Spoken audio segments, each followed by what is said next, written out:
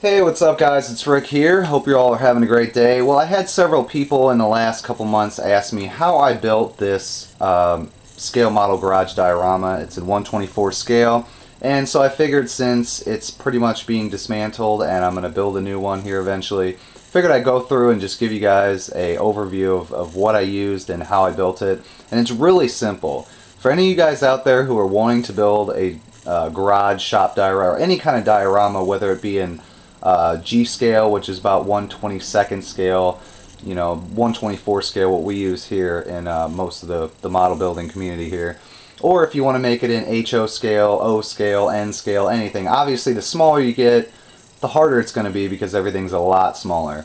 But even 1/18 scale, for you guys who are into the 1/18 scale die casts, it's all pretty much relatively the same.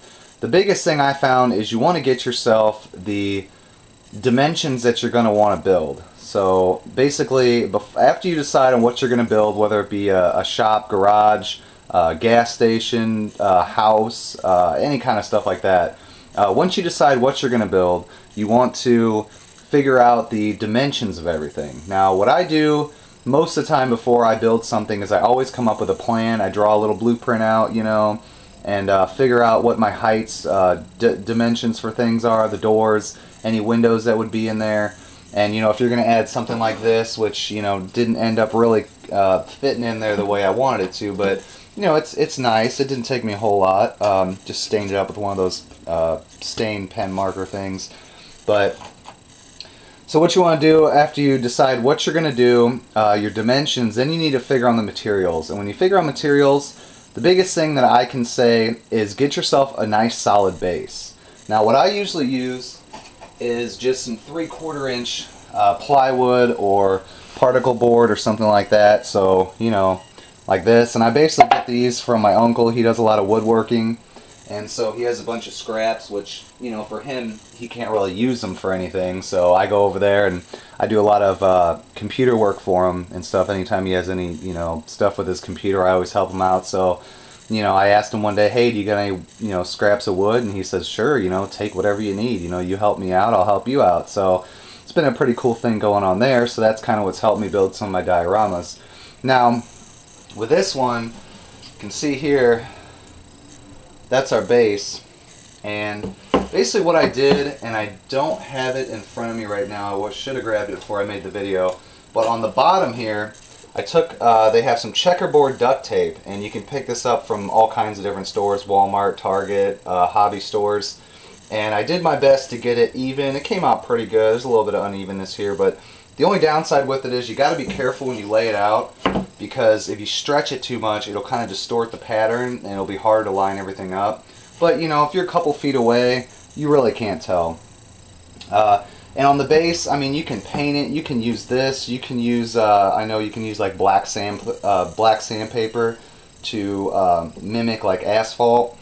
But on most shops, they got a checkerboard floor, or they just have a concrete floor, which you do in a primer gray, a light gray color. Whether you use craft acrylics or enamels or anything like that.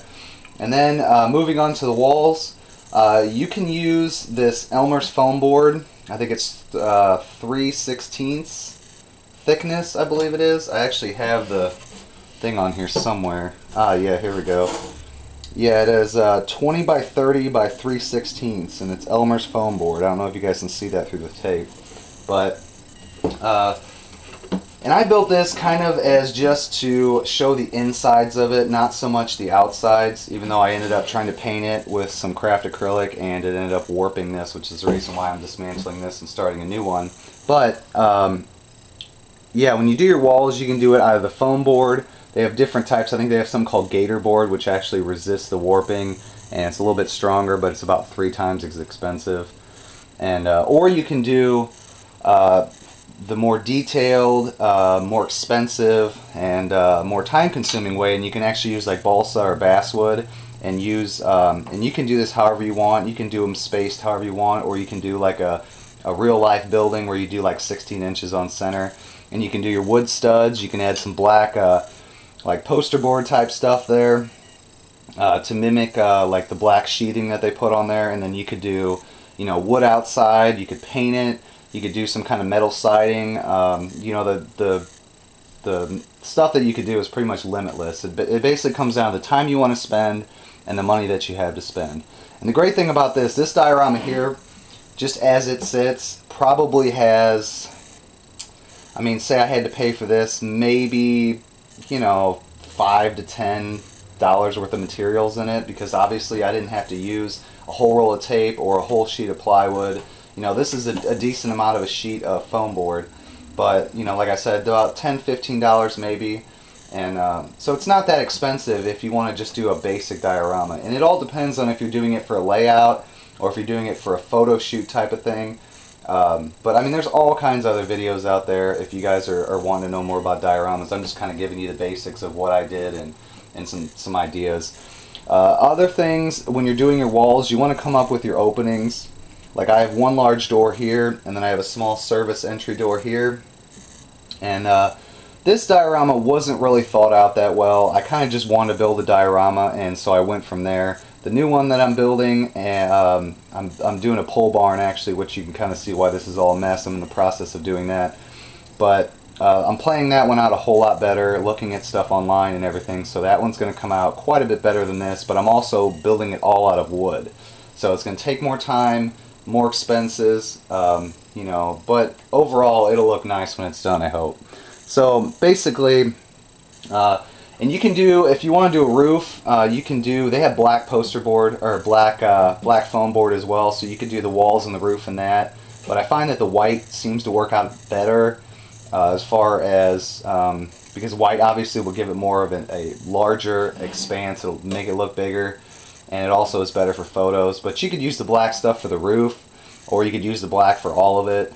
I've seen some people do the foam board for the base, and if you got a really straight level flat piece, then you're alright, but I find this stuff seems to want to warp a lot, so usually before I use it, I'll lay it on a flat surface like a desk, and then I'll put a bunch of books or something on top of it to make sure it gets real flat, because that's the last thing you want when you're trying to do something like this is you know, having warped pieces and everything like that. Another thing is you can cut it with a utility knife or a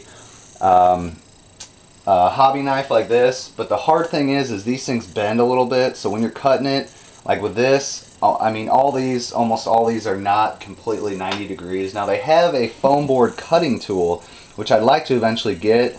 Don't know exactly how expensive it is. If I remember correctly, it's not cheap.